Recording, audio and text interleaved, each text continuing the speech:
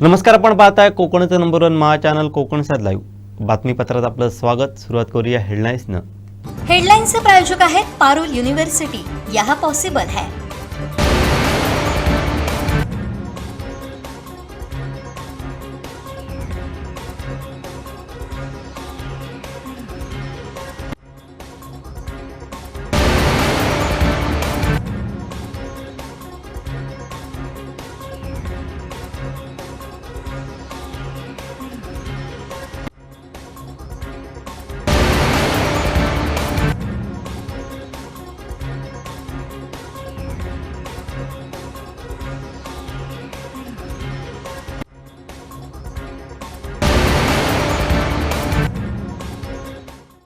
आता पाहूया सविस्तर बातम्या। उभादांडा ग्रामपंचायतनं परप्रांतीयांना CRZच्या नियमांचं उल्लंघन करून बेकायदेशीर घर नंबर दिल्याचा गंभीर आरोप लोकप्रतिनिधी तसंच ग्रामस्थांनी केलाय। याबाबत शासन स्तरावरती तक्रारी करून सुद्धा कोणतीही कारवाई झाली नसल्यानं येत्या 15 ऑगस्ट रोजी उपोषणास बसण्याचा इशारा ग्रामस्थांनी दिलाय। वेंगुर्ला तालुक्यातील विस्तीर्ण समुद्र किनारा लाभलेला व पर्यटनाच्या दृष्टीने विकसित असलेला उभादांडा गाव मात्र सद्यस्थितीत पर्यटनाच्या नावाखाली अनेक बेकायदेशीर कामं गावात होत असल्याचा आरोप ग्रामस्थांकडून होतोय। अनेक पर्यटनवाढीच्या दृष्टीने महत्त्वाचे प्रकल्प धुळखात पडले असून याचा स्थानिक नागरिकांना फटका बसत आहे। या सर्व बाबींना प्रशासन जबाबदार असल्याचा ठपका ग्रामस्थांनी ठेवलाय। गेले 4-5 महिने आपण ग्रामसभेमध्ये सातत्याने ग्रामसभेमध्ये काही उभादांड्याविषयी आवाज उठवतो। त्या दृष्टीने काही महत्त्वाचे मुद्दे आहेत। आपल्या उभादांडा गाव हा पर्यटनदृष्ट्या अतिशय महत्त्वाचा आहे। जिल्ह्यातला सर्वात मोठा गाव आणि सर्वात मोठी ग्रामपंचायत ही उभादांडामध्ये आहे आणि ह्या गावामध्ये CRZ खाली बरेचशी किनारपट्टी भाग संपूर्ण येतो आणि या किनारपट्टी भागात बराचसं CRZ खाली नंबर दिले गेलेले आहेत जे ज्यांना पूर्ण बांधकाम करता येत नाही अशा बरेचसे नंबर दिले त्याला आणि भरपूर प्रमाणात त्याच्यात आर्थिक व्यवहार झालेले आहेत आणि बरेचसे आपल्या गावातील काही स्थानिक लोक जे पूर्वापार यांचे जन्म तिथे झाले त्यांचे वाडवडील इथेच जन्माला आले असे कित्येक लोक आहेत ज्यांना अजून नंबर त्यांची घरांना नंबर भेटलेले नाही। परंतु आपल्या जिल्ह्यात म्हणा किंवा गावात तालुक्यात ज्यांचा रहिवासी दाखला देखील नाही आहे, इथले वोटर देखील नाही, ते आज मोठमोठे बंगले इथे बांधलेले आहेत आणि आपलं पर्यटनदृष्ट्या म्हणून ते सांगून ते बंगले बांधलेले आहेत। आज त्यांचा वाद या स्थानिक लोकांशी होत आहे। तर आपण सांगायचं गेलं तर कवना रिसॉर्ट जे आपल्या वार्ड नंबर 2मध्ये आहेत उभादांडा कामवीवाडीमध्ये, त्या कवना रिसॉर्टला IT पार्क म्हणून पहिल्यांदा त्याची मान्यता घेण्यात आली आणि नंतर त्याचं रिसॉर्ट बांधलं। आम्हाला रिसॉर्ट बांधण्यासाठी किंवा पर्यटनासाठी आपला विरोध नाही आहे, परंतु हे बांधत असताना त्यांनी साईडच्या जी पूर्ण वाडी आहे त्या वाडीमध्ये जे कठडा बांधलेला आहे तो जवळपास 20 ते 25 फूट त्यांनी पूर्णतः पॅक केलेला आहे, म्हणजे कापड लावून त्याला पॅक केलेलं आहे। त्याचा परिणाम असा झाला आहे की जे बाजूची जी पूर्वापार जी ग्रामस्थ राहत होते त्यांना व्हेंटिलेशन होत नाही, त्यांना हवा आत बाहेर खेळती राहत नाही आणि त्याचा परिणाम म्हणून त्यांना बरेचसे रोगराईला आता सामोरं जावं लागेल। त्याशिवाय त्यांनी एक मोठी बट्टी लावलेली आहे, त्याचा मोठा साऊंड येतो आहे। वारंवार त्यांनी कंप्लेंट केल्यानंतर आता त्याचा थोडासा आवाज त्यांनी कमी केलेला आहे आणि जेव्हा आपण त्यांना ग्रामसभेमध्ये हे आवाज उठवतो त्याच दृष्टीने रस्त्यावर त्यांनी फेवर ब्लॉक लावलेले आहेत। साधारणतः आपले ग्रामस्थांनी जरी छोटे मोठे जरी काहीतरी आपण रोजगारासाठी काहीतरी बांधकाम केलं तरी प्रशासन किंवा PWD आम्हाला नोटिसा काढतात, परंतु हे फेवर ब्लॉक रस्त्यापर्यंत लावलेले आहेत। याची नोटीस वारंवार ग्रामपंचायतीने देखील दिलेली आहे, परंतु ग्रामपंचायतीवर PWD सांगताय ग्रामपंचायतीचं काम आहे, ग्रामपंचायत सांगते PWDचं काम आहे आणि अजूनपर्यंत आम्हाला ज्या ग्रामसभेमध्ये एवढे 250-300 कर्मचाऱ्यांनी आवाज उठून देखील अजूनपर्यंत ते आम्हाला त्याचा न्याय भेटलेला नाही। त्याचप्रमाणे एक वार्ड नंबर 1मध्ये वरचे मंडवडी हा भाग देखील CRZमध्ये येतो। परप्रांतीय लोकांनी जो नंबर दिलेला आहे हा अनलिगल पद्धतीने देऊन नंबर एका ठिकाणचा आणि दाखवला आहे तो समुद्रामध्ये एक मोठा बंगला तिथे बांधलेला आहे। तो त्याच्यात देखील मोठी आर्थिक त्याच्यात हे झाले उलाढाल झालेले आहे आणि त्याचा फटका देखील जसं आता जे कवनासारखं रिसॉर्ट होऊन ज्या स्थानिकांना प्रॉब्लेम होतो आहे तसा भविष्यात तिथे देखील होणार आहे। कारण लोकांना मारहाण केली होती, त्यांनी आपले बॉडीगार्ड आणले होते येताना आणि असेच जर प्रकार जर आपल्या ह्या गावात जर घडत राहिले तर भविष्याच्या दृष्टीने आपले स्थानिक लोक हे खूप मोठ्या अडचणीला आणि वारंवार ह्या गावामध्ये वाद निर्माण होणार आहे। त्या दृष्टीने आपण ग्रामसभेमध्ये वेळोवेळी ते पाठपुरावा करतो, परंतु प्रशासन आम्हाला न्याय द्यायला तयार नाही आहे। आम्ही बहुउद्देशीय हॉल जर तुम्ही बघितलं ते एक बहुउद्देशीय हॉल देखील बांधलेला आहे। त्या बहुउद्देशीय हॉलमध्ये ग्रामपंचायतीने जवळपास 6 घरघंटी या घेतलेल्या आहेत. त्याला जवळपास दीड एक लाख रुपये खर्च केलेले आहेत. आणि जेव्हा आम्ही ग्रामसभेमध्ये जो ठराव घातला याला मान्यता कशी काय देण्यात आली, तर आता सरपंच महोदयांचं म्हणणं आहे की त्याला बचत गटांचे प्रस्ताव झालेले नाही. जर बचत गटांचे प्रस्ताव तुमच्याकडे नव्हते तर तुम्ही मागवलात कशाला? आज तो निधी पडून आहे, आज ते गंजलेले आहेत. आणि आता जर तुम्ही दुसऱ्या कोणाला त्या बचत गटांना देणार असाल तर त्याची व्हॅलिडिटी संपलेली आहे. किती खर्च झाला घरघंटी? जवळपास 1.5 लाख रुपये खर्च झालेले आहे त्यांना. परंतु अजूनही त्याला बचत गटांचे प्रस्ताव न आल्यामुळे ते दिलेले नाही. आणि तुम्ही जर बघितलं तर बचत गटाचं ऑफिसच इथे आहे बाजूला, त्याच्या बाजूला ग्रामपंचायतीच्या बाजूला बचत गटाचं ऑफिस आहे. मग बचत गटाचं ऑफिस बाजूला आहे आणि तुम्ही बहुउद्देशीय हॉल, ह्या बहुउद्देशीय हॉलाला 20 ते 25 लाख रुपये सन्माननीय ह्या भागाचे आमदार सन्मान दीपकभाई केसरकरांनी दिले होते, जेणेकरून आपल्या ज्या ग्रामसभा होणार त्या इथे व्हायला पाहिजे म्हणून. आज जर बघितला तर तिथे फक्त कचरा कोंडी म्हणजे ज्या काय तोडक्या मोडक्या वस्तू तिथे टाकून तो बहुउद्देशीय हॉल फक्त ठेवलेला आहे. बाकी त्याचा उपयोग आपल्याला उभा राहण्यासाठी काही राहिलेला नाही. आम्ही वारंवार आपले ग्रामस्थांनी वारंवार मागणी केलेली आहे. ज्या CRZ खाली नंबर दिलेले आहेत, जे अनलिगल पद्धतीने दिलेले आहेत, त्याच्यावर ज्यांनी कोणी दिलेले आहे त्यांच्यावर प्रशासनाने कारवाई करायला पाहिजे. आणि ज्या स्थानिक लोकांना आम्हाला न्याय द्यायला पाहिजे. कारण ह्यामुळे स्थानिक लोकांमध्ये रोष निर्माण झालेला आहे आणि त्याच्यामुळे वाद निर्माण दिवसेंदिवस होत आहेत. आणि याच्यावर सखोल चौकशी व्हायला त्याची समिती गठीत केलेली आहे. समितीचा काय निर्णय आम्हाला माहिती नाही, परंतु येत्या 15 ऑगस्टला आम्हाला जर त्याचा न्याय नाही भेटला तर आपण सर्व ज्या गावातले कर्मचारी, सर्व युवा वर्ग, ज्येष्ठ मंडळी, महिला मंडळ सर्वांना घेऊन आम्ही 15 ऑगस्टला उपोषणाला बसणार आहोत. तसंच उभादांडा गावात परप्रांतीयांची होत असलेली मनमानी ग्रामस्थांना डोकेदुखी ठरत आहे. स्थानिकांच्या पारंपरिक वाटा बंद केल्या जात आहेत. त्याला सर्वस्वी जबाबदार ग्रामपंचायत प्रशासन असल्याचा आरोपही ग्रामस्थांनी करत 15 ऑगस्ट रोजी उपोषणाचा इशारा दिला आहे. जे कारमेल साहेबांनी जो विषय मांडला याबाबत आम्ही गेले 3 महिने जिल्हा प्रशासनाच्या, तालुका पंचायत समितीच्या संपर्कात आहोत. अनेक तक्रारी केलेल्या आहेत. म्हणजे तुम्हाला सांगायला हरकत नाही, ज्या परप्रांतीयांनी इथे घरं बांधली नाही त्यांनासुद्धा इमारत क्रमांक देण्यात आले. 1 नाही 2 देण्यात आले, ते सुद्धा CRZमध्ये. असे अनेक घर नंबर या विभागामार्फत देण्यात आले. त्याच्यात दोषी कोण आहे, आरोप काय आहे, आम्हाला भ्रष्टाचाराशी संबंध जोडायचा आहे का, याबाबत काही नाही. जे आमचं गाव आहे, जे शांत समृद्ध गाव आहे, ते शांत समृद्ध झालं पाहिजे आणि अत्यंत चांगल्या पद्धतीने झालं पाहिजे. माझा थेट ग्रामसेवकांना पण प्रश्न आहे, ज्या जागी इमारत क्रमांकच नाही, ज्या जागी इमारत नाही त्या ठिकाणी इमारत क्रमांक देण्यात कसे आले? जुने घर नंबर, जे घर नंबर नमुना रजिस्टरमध्ये नोंद नव्हते, ज्यांचा नमुना रजिस्टरमध्ये 1993-94मध्ये निर्लेखन केलं गेलं, ते इमारत क्रमांकसुद्धा चालू करून एका ठिकाणावरून दुसऱ्या ठिकाणी घर नंबर स्थलांतरित करण्यात आले. कारण CRZचा जो नियम आहे 1990 सालच्या पूर्वीचं बेनिफिट त्या लोकांना म्हणजे ज्या परप्रांतीयांना मिळायला पाहिजे ते देण्यात आलं. त्या देण्यासाठी या सगळे प्रकार केलेले आहेत. माझी प्रशासनाला एवढीच विनंती आहे, आज आम्ही सगळे गाव जपण्यासाठी एकत्र आलो आहे. इथे परप्रांतीयांची मनमानी खपवण्यासाठी आम्ही नाही आहोत. परप्रांतीय येत आहेत, स्थानिक लोकांच्या वाटा बंद करतायत, जुने इमारती खरेदी केल्या जात आहेत, ते सगळे विषय घेऊन जेवढे विषय आहेत ते सगळे विषय आम्ही पोचवलेले आहेत. उभादांडा गाव हा फक्त आणि फक्त त्याचं चांगलं नाव पुढे व्हायला पाहिजे, पण ते आज प्रशासनाची आज कुठेही मानसिकता दिसत नाही आहे. प्रत्येक ठिकाणी जिथे जिथे निधी झाला आहे तिथे तिथे कुठेतरी भ्रष्टाचाराचे आरोप होत आहेत. हे आरोप निदान खोडून तरी काढा, निदान तुम्ही सांगा तरी, जो अहवाल केला आहे तो अहवाल प्रदर्शित करा. कारण सर बहुउद्देशीय अहवालात 2022 साली झाला आहे, 6 वर्ष झाली, 4 वर्ष त्या ठिकाणी एकही उभादांड्याचा ग्रामस्थ म्हणून तिथे आतमध्ये गेला नाही. आणि असे जर निधी येत असेल आणि या निधीचा दुरुपयोग जर होत असेल तर प्रशासनाने वेळीच दखल घेतली पाहिजे. आज साहेब आपल्याकडे उभादांडा इंग्लिश स्कूल आहे, तिथे जाण्यासाठी आपल्याला वाट नाही.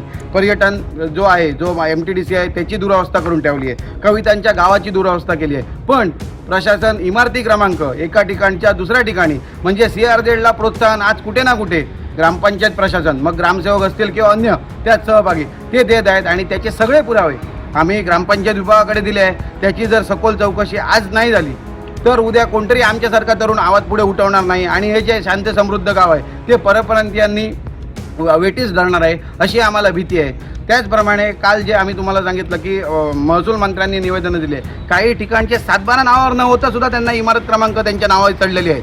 तिथे कोणतीही इमारत नाही, अशी असताना सुद्धा इमारत क्रमांक त्यांच्या नावे चढलेले आहे. आम्ही याची सुद्धा तक्रार केलेली आहे. त्या उभादांडा गावात आराडी, रेनमाळा, नमसवाडी आणि नवाबाग यांच्यासाठी नळपाणी योजना चालू झाली होती. आराडी तलावामध्ये विहीर मारून इतर ठिकाणी म्हणजे सिद्धेश्वर, वाघेश्वर, तांबळीवाडा, वरचेमाडवाडी, मोठवाडी, कुर्लेवाडी यांच्यासाठी नळपाणी योजना नाही होती. म्हणून ती योजना चालू करण्यासाठी किंवा त्या योजनेमार्फत नळपाणी योजना घरोघरी पोहोचवण्यासाठी शासनाकडे पाठपुरावा केल्यानंतर दोन नळपाणी योजना मंजूर करण्यात आल्या. एक वरचेमाडवाडी, मोठवाडी, कुर्लेवाडी यांच्यासाठी एक नळपाणी योजना चालू झाली. एक दुसरी वाघेश्वरवाडी व सिद्धेश्वरवाडीसाठी नळपाणी योजना चालू झाली. पण वरचेमाडवाडीसाठी जी नळपाणी 80 लाखाची योजना चालू झाली, त्या 80 लाखाच्या योजनेमध्ये मला एकंदरीत असं दिसून येतं आहे की जी विहिरीसाठी जागा दिली, ही विहीर ही वरचेमाडवाडी ह्या गावामध्ये बक्षीसपत्र दिलेलं गेलं आहे. पण आज जी विहीर माझ्या निदर्शनात येते ती मोठवाडीमध्ये निदर्शनात येते. म्हणजे कुठेतरी तिथे चुकीचं काम केलेलं आहे आणि हा पैसा जो आहे तो त्या विहिरीसाठी खर्च केलेला आहे. पण ज्या ठिकाणी जागा दिली आहे ती जागा मुळात आहे कुठे हे शासनाने का त्याचं पूर्णपणे अवलोकन केलं नाही किंवा का त्याची शहानिशा केली नाही. आणि ती शहानिशा करण्या अगोदर हे 80 लाख रुपये का खर्च केले काय ह्याचा सवाल मी शासनाकडे केलेला आहे. आणि त्याचा जर पाठपुरावा नाही झाला, कारण शासनाचा निधी म्हणजे हा गावाचा निधी आहे, जनतेचा निधी आहे. आणि हा जनतेचा निधी कुणीही दुरुपयोग करत असेल तर त्या संदर्भात आवाज उठवण्याचा अधिकार ग्रामस्थांना म्हणा किंवा इतर लोकांना म्हणा हा पूर्णपणे आहे. आणि त्या संदर्भात मी 15 ऑगस्टला किंवा माझ्याबरोबर असणाऱ्या ग्रामस्थ किंवा ग्रामपंचायत सदस्य यांना घेऊन मी पंचायत समितीच्या समोर उपोषण करणार आहे. आम्ही बऱ्याच वेळा या विरोधात बोललो होतो, परंतु दरवेळी ग्रामपंचायत कर्मचारी ग्रामसेवक हे दरवेळी बदलत राहतात, 3-3 महिन्यांनी, 2-2 महिन्यांनी. त्यामुळे प्रत्येक वेळी कारणं तीच मिळतात की ग्रामसेवक बदलले आहेत, त्यामुळे त्यांनी नोंद केली आहे, त्यांनी काय केलं आहे ते आमच्या लक्षात येत नाही आहे, असं उत्तर आम्हाला सरपंच यांची येत होती. आणि बऱ्याच वेळा असे सराव अध्यक्षपदावरून किंवा आम्ही विरोध केलेले असताना पण सर्वानुमते असे घातलेले आहे. म्हणूनच आम्ही सर्व सदस्य आणि ग्रामस्थ मिळून उपोषणाला बसणार आहोत. वेंगुर्ला तालुक्यातील मातोण येथील देवस्थानातील मुख्य कार्यक्रम कवळाज उत्सव आज उत्साहात संपन्न झाला. यावेळी हा सोहळा पाहण्यासाठी देवतांचा कौल घेण्यासाठी मोठ्या संख्येने ग्रामस्थ उपस्थित होते. दक्षिण कोकणातील सुंदर निसर्गानं नटलेलं वेंगुर्ले तालुक्यातील मातोण गाव. या मातोण गावची एक अशी अनोखी प्रथा म्हणजे कवळाज उत्सव. कवळास म्हणजे केवळ एक धार्मिक विधी नाही, तर तो देवांचा आशीर्वाद स्वीकारण्याचा, नवस फेडण्याचा आणि गावच्या समृद्धीसाठी देवाच्या ऊर्जेला शांत करण्याचा एक पावन सोहळा आहे. या कवळास कार्यक्रमानंतर दसऱ्यापर्यंत तरंगदेवता निजधामाला अर्थात विश्रांतीसाठी जातात. आज उत्सवाच्या दिवशी देवघरातून तरंगदेवता निघून श्रीदेवी सातेरी मंदिराला 5 प्रदक्षिणा घालतात.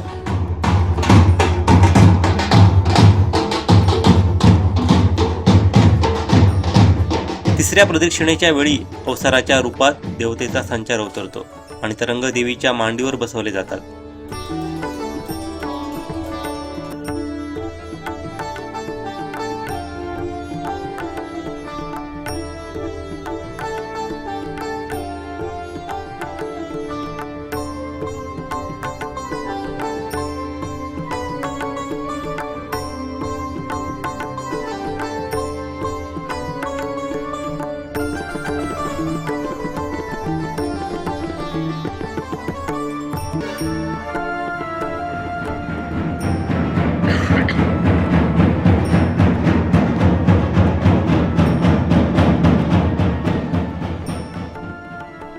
यानंतर गावच्या 4 सीमांचा मालक श्री दांडेकर देवता याच्याकडे पुढील गाव संरक्षणाची सूत्र सुपूर्द करून मेळेकर, भूतनाथ व पावणाई तरंग देवता श्रीदेवी सातेरी मंदिरातून गावच्या ऐतिहासिक चव्हाट्यावर येत तरंगे खेळतात. त्या ठिकाणी उपस्थित ग्रामस्थांना कौल देत पुढे प्रस्थान करतात. या दिवशी या तरंगदेवता नाटेलीवाडी येथील ग्रामस्थांच्या घरोघरी भेट देऊन जाधववाडी येथील ग्रामस्थांना कौल देत रवळनाथ मंदिर येथे विसावतात.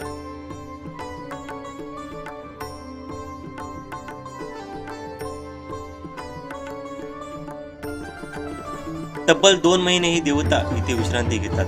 पुन्हा दसऱ्याच्या शुभमुहूर्तावर ही तरंगी नव्या रूपात, नव्या शृंगारात आणि नव्या जल्लोषात पुन्हा सजतात. आज मातोण गावचा कवळाचा पारंपरिक कार्यक्रम मोठ्या उत्साहात समस्त गावकरी मंडळी व ग्रामस्थांच्या उपस्थितीत भक्तिमय वातावरणात संपन्न झाला.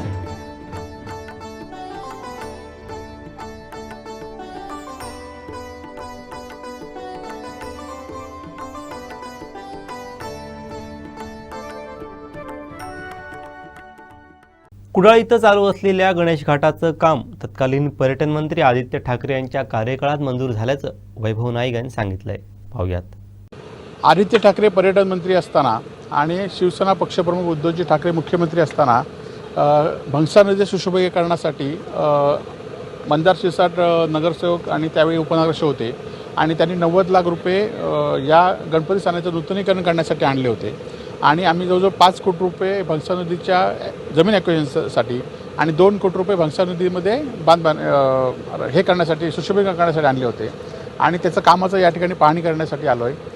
खरं तर जो शब्द आम्ही दिला होता तो शब्द आता पूर्ण या ठिकाणी होतो की भंगसा नदीचं सुशोभीकरण आणि पहिल्यांदा आपण बघितलं की भंगसा नदीमध्ये हा केटीवर बंधारा बांधला आहे. त्यानंतर त्या ठिकाणी जी वॉल बांधली आहे तशीच वॉल आम्ही त्यावेळी ह्या साईडला सुद्धा मंजूर करून घेतली होती. परंतु सध्याच्या नगरपालिकेने त्याचा पाठपुरावा केल्यामुळे ही दोन्ही कामं थांबलेली आहेत. ही कामंसुद्धा लवकरच पाठपुरावा करून मंदार शिरसाट आणि आम्ही सर्वजण प्रयत्न करून ते पूर्ण करू आणि या कामाचं आपण या कामाचा जो गणपतीच्या पूर्वी आम्ही शब्द दिला होता की गणपतीला काम होईल. खरं तर सत्ता नसल्यामुळे गेले 2 वर्ष हे काम थांबलं होतं परंतु यावेळी पूर्ण होतं आणि त्याचा निधीचा हे होतं याबद्दल आम्हाला आनंद आहे. स्वातंत्र्य दिनाचं औचित्य साधत कणकवलीतील ऋत्वी इलेक्ट्रॉनिक्स आणि बजाज फायनान्स यांच्या वतीनं 300 वृक्ष, 300 तिरंगे आणि 300 फ्री गिफ्ट्स वाटपाचा अनोखा कार्यक्रम आयोजित करण्यात आला. देशप्रेमासोबतच पर्यावरण संवर्धन आणि सामाजिक बांधिलकीचा संदेश देणाऱ्या या उपक्रमाला कणकवलीतील नागरिक आणि ग्राहकांचा उत्स्फूर्त प्रतिसाद मिळाला. स्वातंत्र्य दिनाच्या पार्श्वभूमीवर कणकवलीत आयोजित करण्यात आलेल्या उपक्रमातून राष्ट्रप्रेम आणि पर्यावरण संवर्धनाचा सुंदर संगम पाहायला मिळाला. या उपक्रमादरम्यान नागरिकांना 300 वृक्षांचं वाटप करण्यात आलं. वृक्ष लागवडीला प्रोत्साहन देत पर्यावरणाचं रक्षण करण्याचा संदेश यावेळी देण्यात आला. त्याचबरोबर नागरिकांना 300 तिरंगा ध्वजाचं वाटप करून प्रत्येकाच्या मनात राष्ट्रप्रेमाची भावना अधिक दृढ करण्याचा प्रयत्न करण्यात आला. ग्राहकांसाठी 300 फ्री गिफ्टचंही वाटप करण्यात आलं. या उपक्रमात सहभागी होण्यासाठी नागरिक आणि ग्राहकांनी मोठ्या संख्येनं उपस्थिती दर्शवली. या उपक्रमाला बजाज फायनान्सचे फ्रँचायझी पार्टनर अमित सरनोबर, युवा उद्योजक आणि ऋत्वी इलेक्ट्रॉनिक्सचे संचालक संदेश राणे, नरेश राणे, बजाज फायनान्सचे ब्रांच मॅनेजर सागर जाधव, प्रसिद्ध अँकर बाळू वालावलकर तसेच बळीराम पवार, शुभम गाड, संतोष पारंग, सोहेल शेख आणि सिद्धेश राणे यांची उपस्थिती होती. ग्राहकांना ती सेवा बजावत आहे आणि त्या सेवेसाठी या ठिकाणी कणकवलीला आज प्रथमच वृक्षारोपण निमित्त तुम्हाला फ्री कुपन सुद्धा इथे वाटण्यात येणार आहे. त्याचप्रमाणे या ठिकाणी त्यांच्या ज्या 2 शॉप आहेत त्या ठिकाणी भरघोस अशी ऑफर आपण लावलेले आहेत. बजाज फायनान्सवर 0% वर तुम्हाला सर्व वस्तू सुलभ हप्त्यामध्ये उपलब्ध करून देण्यात आलेल्या आहेत. याचा सर्व कणकवली वासियांनी आणि सिंधुदुर्ग वासियांनी याचा लाभ घ्यावा. धन्यवाद. उपक्रम खूप चांगल्याद्वारे राबवलं गेलेलं आहे. तर जास्तीत जास्त ग्राहकांनी यात सहभागी व्हा. तुम्हाला फ्री कुपन पण आहेत, सगळ्यांना भेटणार आहे. जाताना कोणीही कुपन घेण्याची मिस करू नका आणि ऋत्वी इलेक्ट्रॉनिकना आवश्यक ते कुपन घेऊन तुम्ही भेट द्या जेणेकरून तुम्ही या उपक्रमात सहभागी झालेला याची जी पोचपावती राहील तो सगळ्यांनी याचा फायदा घ्या. हा जो उपक्रम आहे हा ऑफर्स किंवा जाहिरात म्हणून नाही तर आपल्या देशासाठी हा उपक्रम आहे. एक हर घर तिरंगा, जसं आपलं शासन म्हणतं की प्रत्येकाच्या घरात तिरंगा पाहिजे त्याचप्रमाणे आपण हा उपक्रम राबवलेला आहे आणि प्रत्येकाच्या घरात एक कुटुंब एक झाड ही संकल्पना आपण आपल्या तृतीय वर्षात आपण पदार्पण करत या निमित्ताने आपण केलेली आहे. त्यानिमित्ताने आपण 300 वृक्ष वाटप, 300 तिरंगे आणि 300 फ्री गिफ्ट आपण आपल्या ग्राहकांना देणार आहोत. ही फ्री गिफ्ट कुपन जे आहे ते आज तुम्हाला मिळणार आहेत आणि त्याचं गिफ्ट जे आहे ते 15 ऑगस्ट रोजी आमच्या शॉपला तुम्ही भेट द्यायची आहे. आमची शाखा नंबर 2 उबाळी मेडिकलच्या शेजारी इथे आहे. तिथे तुम्ही सगळ्यांनी ते फ्री गिफ्ट कुपन घेऊन या. हे झाड तर मिळणारच आहे, तिरंगा मिळणार आहे, त्याचबरोबर तुम्हाला एक गिफ्ट सुद्धा आपण फ्री व्हिजिट गिफ्ट देणार आहोत. त्याचा तुम्ही सगळ्यांनी लाभ घ्या. धन्यवाद. धन्यवाद. आज तुमच्याकडून म्हणजे विशेष एक वेगळी मोहीम 15 ऑगस्टच्या निमित्ताने राबवण्यात आलेली आहे. घर घर तिरंगा जावा, तिरंगा आहे, त्यानंतर झाड आहे, वृक्ष आहे आणि कुपन विशेष तुम्ही देत आहात. काय सांगा? सर्वप्रथम तुमचे धन्यवाद ज्या ठिकाणी तुम्ही उपस्थित आहात आणि सगळ्यात महत्त्वाचं म्हणजे मी संदेश साहेबांचं मी धन्यवाद इथे करतो कारण आज हे 3रं वर्ष आहे, तिसरं पर्व आहे. या पर्वामध्ये त्यांनी अनेक असे उपक्रम इथे राबवलेले आहेत कणकवलीमध्ये. सर्व ग्राहकांना ते सेल्स अँड सर्व्हिस इथे प्रोव्हाइड करतात आणि आज इथे वृक्षारोपण हा जो आहे तिरंगा तर आपली शानच आहे, त्याचबरोबर वृक्षारोपण करून त्यांनी एक वेगळी इथे आपल्या यशाची मांडणी तिथे मांडलेली आहे. त्याचप्रमाणे आपण फ्री कुपन्स इथे ग्राहकांना देतो आहे. ते फ्री कुपन्स 15 ऑगस्टला ग्राहकांनी ऋत्वी इलेक्ट्रॉनिकमध्ये जाऊन त्यांच्या सेवेचा, त्यांच्या स्कीमचा आणि बजाज फायनान्सचा लाभ घ्यावा हेच इथे मी सांगू इच्छितो. हर घर तिरंगा पोचावा ही अपेक्षा होती तुमची. विशेष उपक्रम तुम्ही राबवला, काय सांगाल? विशेष हा उपक्रम जो आहे तो आपला जाहिरात किंवा याच्यासाठी नाही तर आपल्या देशासाठी, देशभक्तीसाठी आपण हा उपक्रम घेतलेला आहे. त्याच्यामध्ये आपल्या पर्यावरणासाठी वृक्ष लागवड करण्याचा संदेश आपल्या ग्राहकांना आपण देत आहोत. त्याचबरोबर आमच्या ज्या ऑफर्स असतात रेग्युलर फेस्टिवलला आपल्या वेगवेगळ्या ऑफर्स असतात, त्याचा ग्राहकांनी लाभ घ्यावा. 15 ऑगस्ट आहे, 15 ऑगस्टच्या निमित्ताने आपण वेगवेगळ्या ऑफर्स ठेवलेल्या आहेत. 0 डाऊन पेमेंट बजाज फायनान्स सुविधा आहे. अशा वेगवेगळ्या ऑफर स्कीम आपण ठेवत असतो, याचा ग्राहकांनी लाभ घ्यावा. आणि आमच्या मुख्य म्हणजे आमच्या ग्राहक बंधू भगिनींचं सगळ्यात आभार मानतो, कारण ह्या कार्यक्रमाला सगळ्यांनी भरघोस असा प्रतिसाद दिलेला आहे. तेच बघतोय आपण, खूप मोठा उत्स्फूर्त प्रतिसाद लाभला. प्रत्येकजण कुपन असेल, झाड असेल किंवा झेंडा असेल यासाठी आतुर आहेत आणि ते घेतात देखील आहेत. काय सांगाल त्या? तर सगळ्यांचे आभार मानतो, कारण आपण ही जी वृक्ष आहे ते 300 वृक्ष आपण वाटप करणार आहोत. 300 वृक्ष आहेत, 300 तिरंगे आहेत आणि 300 फ्री गिफ्ट कुपन आहेत. फ्री गिफ्ट कुपन आपण जी देतोय ही आपल्या ग्राहकांसाठी. थोडक्यात आज जे कुपन प्रत्येक ग्राहकाला मिळेल ते 15 ऑगस्ट रोजी आमच्या शॉपमध्ये यायचं आहे आणि त्या कुपनमध्ये जे गिफ्ट असेल ते ग्राहकाला आपण फ्री ऑफ कॉस्ट आपण ग्राहकाला आपल्या देणार आहोत. सर्वप्रथम ऋत्वी इलेक्ट्रॉनिक जे फेस्टिवल ऑफर दरवेळी नवीन नवीन घेऊन येतात, तर यावेळी ज्यांनी ती वृक्ष, तिरंगा आणि कुपन तर कस्टमरसाठी चांगलंच आहे. जो कुपन हा घेऊन येणार कस्टमर त्याला फ्रीमध्ये गिफ्ट आहे, फ्री ऑफ कॉस्ट. त्यांनी कुठलंही प्रोडक्ट घ्यावर घेऊ नका. बट हे झाड जे आपण म्हणतो वृक्ष फक्त झाड नाही तर आपल्या पुढच्या पिढीचा तो एक श्वास आहे.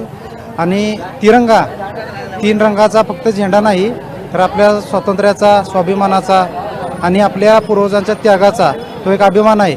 सो आम्ही बजाज फायनान्स आहेत, आम्ही सर, मी आणि हे आमचे सगळ्यात मोठे पार्टनर आहेत. त्यांनी ही म्हणजे उपक्रम राबवला तर आम्हाला माझं पहिलंच वर्ष आहे इथं कोकणमध्ये, तर मला प्राऊड फील होतं आहे की माझ्यासोबत जे आमचे डीलर पार्टनर आहेत ते असेही उपक्रम करतात. सो हे खूप चांगलं आहे आणि सगळ्या कस्टमरने याचा जास्तीत जास्त फायदा घ्या. नक्कीच एक चांगला उपक्रम घेऊन आलेला आहे ऋत्वी इलेक्ट्रॉनिक्स आणि बजाज फायनान्स. कसं आहे, व्यावसायिक क्षेत्रामध्ये उतरल्यानंतर अनेक जण व्यवसाय करत असतात, परंतु व्यवसाय करत असताना या ठिकाणी जो हा उपक्रम आहे हा राबवणं खूप गरजेचं आहे. या ठिकाणी तुम्ही पाहू शकताय तुफान गर्दी माझ्या पाठीमागे आहे आणि तुफान गर्दी असताना ही जी 3 संकल्पनातून 3 ट्रॅकमधून त्यांनी जी अवलंबलेला आहे हा उपक्रम, हा खूप महत्त्वाचा आहे. ज्यामध्ये आपण बघू शकता हर घर तिरंगा, म्हणजे तिरंगा हे देशाचं प्रतीक आहे. उद्या सकाळी ऑक्सिजनची लेवल, ऑक्सिजन आपल्याला विकत घ्यावा लागतो आजच, तर उद्या काय भविष्यामध्ये परिस्थिती असेल सांगू शकत नाही. त्यामुळे एकतरी वृक्ष लावावा म्हणून ह्या पर्यावरणाची संवर्धना म्हणून त्यांनी हा वृक्ष प्रत्येकाला मोफत दिलेला आहे. त्यानंतर हे ग्राहकांप्रती जी कृतज्ञता त्यांनी व्यक्त केलेली आहे ऋत्वी इलेक्ट्रॉनिक्सने, की हे मोफत गिफ्ट कुपन आहे. हे गिफ्ट कुपन घेऊन आपल्याला 15 ऑगस्टला DP रोडला किंवा उबाळे मेडिकलच्या बाजूला ऋत्वी इलेक्ट्रॉनिक्समध्ये गेलं पाहिजे. तिथे आकर्षक भेटवस्तू आम्हाला मिळणार आहे. म्हणजे खूप मोठा उपक्रम या ठिकाणी त्यांनी साजरा केलेला आहे 3 टप्प्यामधून.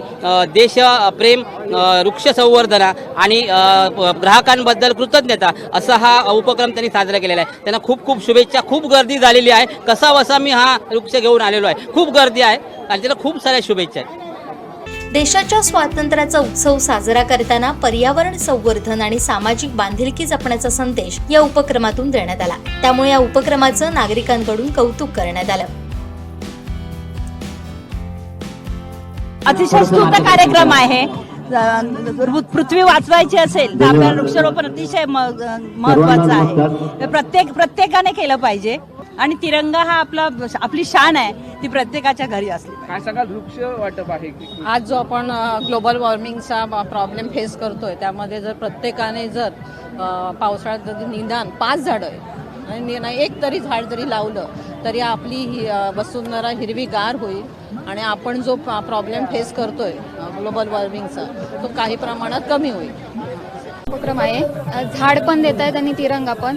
गिफ्टचं एवढं काही नाही, पण एक वृक्षारोपणाची जी संधी दिली आहे लोकांना. मोस्टली वृक्षारोपण आहे ते केलं जात नाही आहे. आता झाडं जास्त तोडली जात आहेत, त्यामुळे हा एक संकल्प त्यांनी चांगला ठेवला आहे. व्यवसायांचे एक व्यावसायिक असून देखील हा सामाजिक उपक्रम राबवत आहेत. व्यवसायाच्या दृष्टिकोने हा सामाजिक उपक्रम, जसं हे वृक्षारोपण जसं केलं जातं, ते ऑक्सिजन पुरवलं जातं, त्याप्रमाणे त्यांच्या वस्तू देखील चांगल्या प्रमाणात लोकांपर्यंत पोहोचत आहेत. जसं ऑक्सिजन पुरवला जातो त्याप्रमाणे हे पण चांगलंच आहे.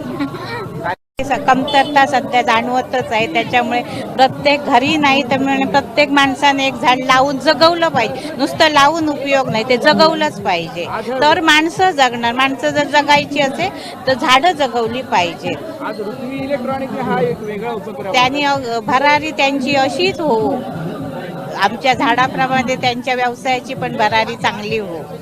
धन्यवाद आणि त्यांना बेस्ट ऑफ लक. काय वाटतं तुमचं आज यांनी असं वेगळं झाड वाटले अच्छा त्याबद्दल काय सांगता?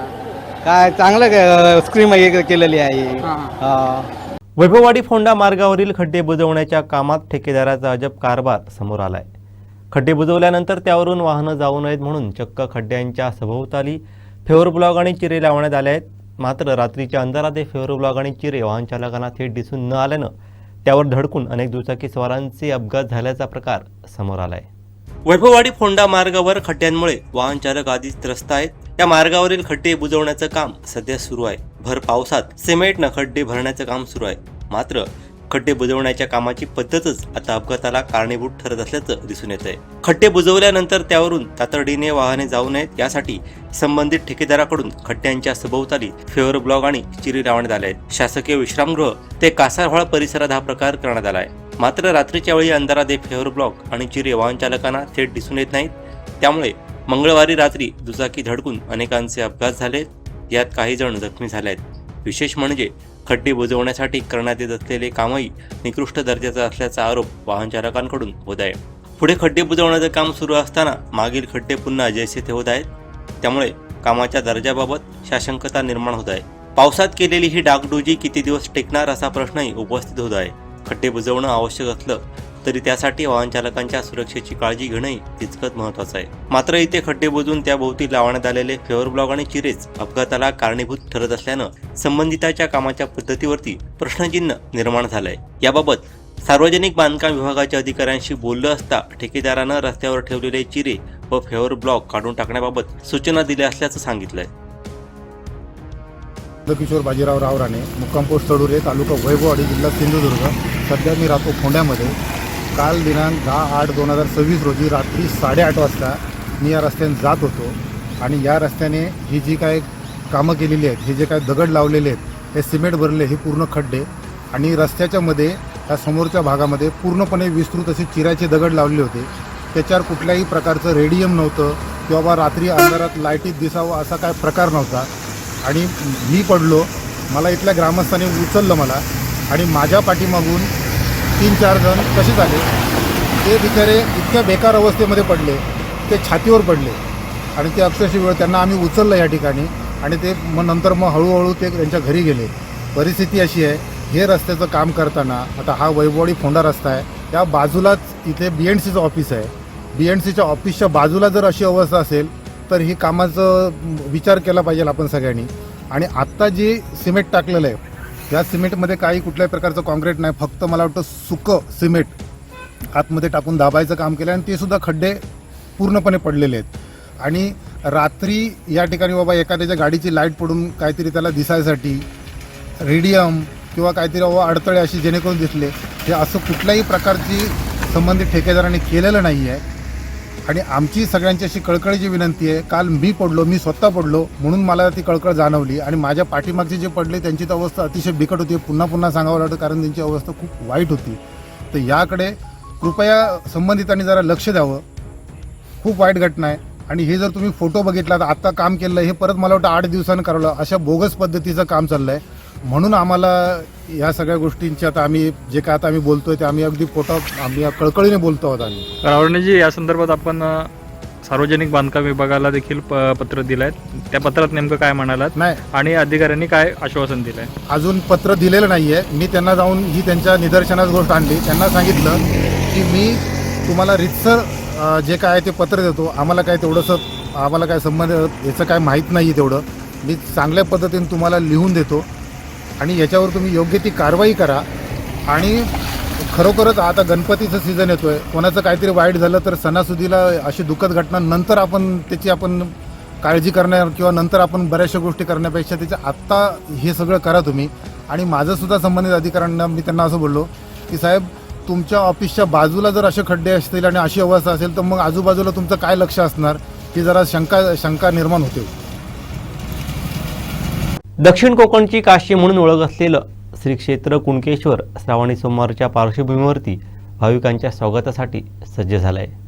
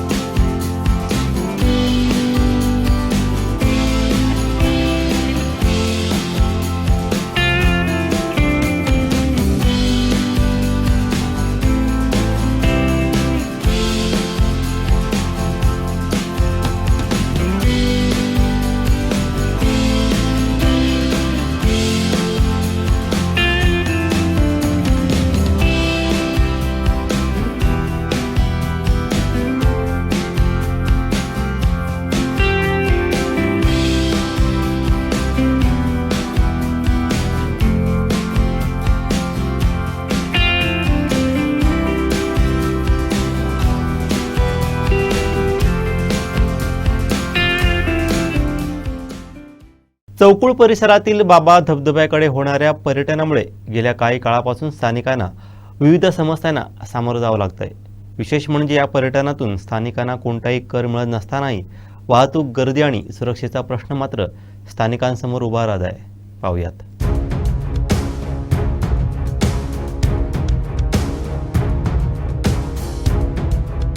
यात वाहतूक सुरळीत करण्यासाठी गेलेल्या केगदवाडीच्या पोलीस पाटलांवर हत्यार उचलण्याचा प्रयत्न झाल्याची गंभीर घटना घडली. या घटनेनंतर स्थानिकांमध्ये मोठा संताप निर्माण झाला. या घटनेच्या निषेधार्थ संतप्त स्थानिकांनी ग्रामपंचायत बंद ठेवून आपला निषेध व्यक्त केला. तसंच बाबा धबधब्याकडे जाणाऱ्या पर्यटनाच्या वाहनांना रोखून प्रशासनाचं लक्ष या गंभीर प्रश्नाकडे वेधलं. स्थानिकांनी सध्याची परिस्थिती स्पष्ट करत बाबा धबधबा काही दिवस बंद ठेवण्याची मागणी केली. स्थानिकांची भूमिका आणि निर्माण झालेली परिस्थिती लक्षात घेऊन वॉटरफॉलच्या ओनरनं धबधबा बंद ठेवण्याचं मान्य केलं. हा निर्णय केवळ एका ठिकाणच्या बंदचा नसून स्थानिकांच्या सुरक्षिततेचा आहे. स्थानिकांना त्रास होत असेल, सुरक्षिततेचा प्रश्न निर्माण होत असेल तर प्रशासनानं त्याची गंभीर दखल घेणं आवश्यक आहे असं मत उपस्थितांनी व्यक्त केलंय. पारंपरिक शेती संस्कृतीची जपणूक करत शेतकऱ्यांच्या कष्टाला आणि भात शेतीला नवी ऊर्जा देण्यासाठी प्रगत शेतकरी गट काळसे यांच्या वतीनं भात लावणी महोत्सवाचं आयोजन करण्यात आलं. शेताच्या चिखलात प्रत्यक्ष उतरून मान्यवरांनी भाताची रोपं लावत या महोत्सवाचा मनमुराद आनंद घेतला. त्यामुळे काळसेच्या शेतशिवारात दिवसभर उत्साहाचं आणि आनंदाचं वातावरण निर्माण झालं होतं.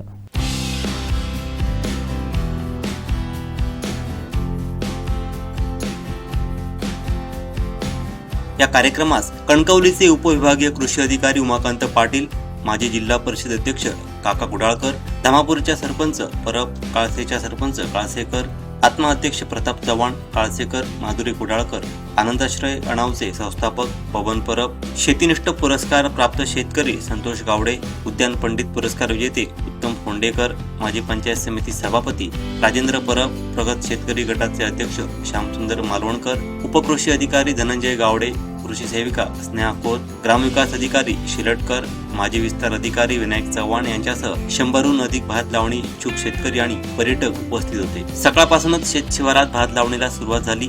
मान्यवरांनीही शेतकऱ्यांसोबत चिखलात उतरून प्रत्यक्ष भाताची रोपे लावली. भात लावणीच्या पारंपरिक पद्धतीचा अनुभव घेताना उपस्थितांच्या चेहऱ्यावर आनंद दिसून येत होता. शेतकऱ्यांच्या मेहनतीची जाणीव करून देणारा आणि ग्रामीण जीवनशैलीशी जवळीक साधणारा हा अनुभव उपस्थितांसाठी विशेष ठरला.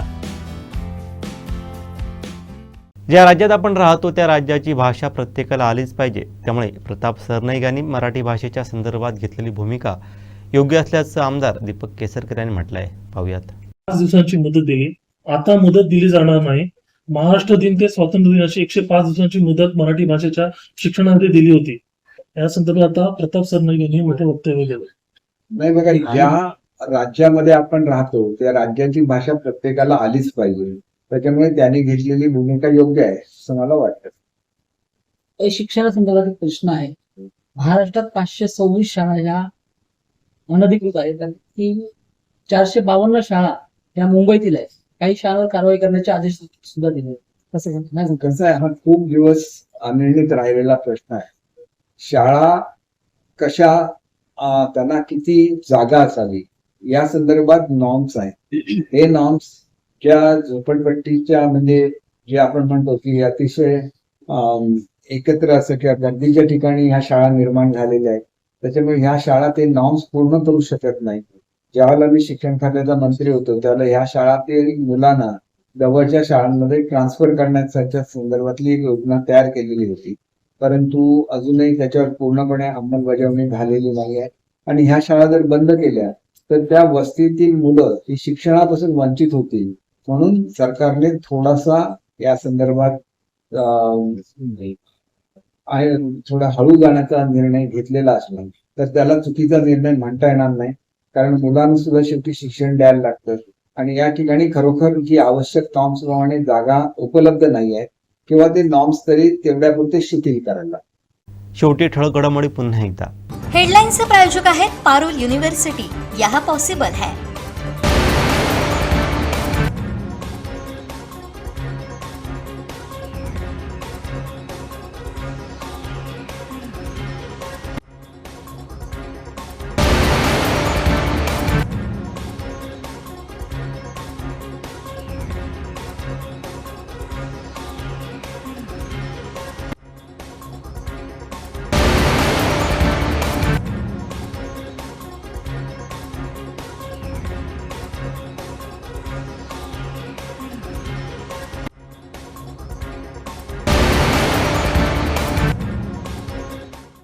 बातमीपत्रात वेळ झाली ते थांबण्याची. पाहत राहा बदलत्या कोकणचा बुलंद आवाज.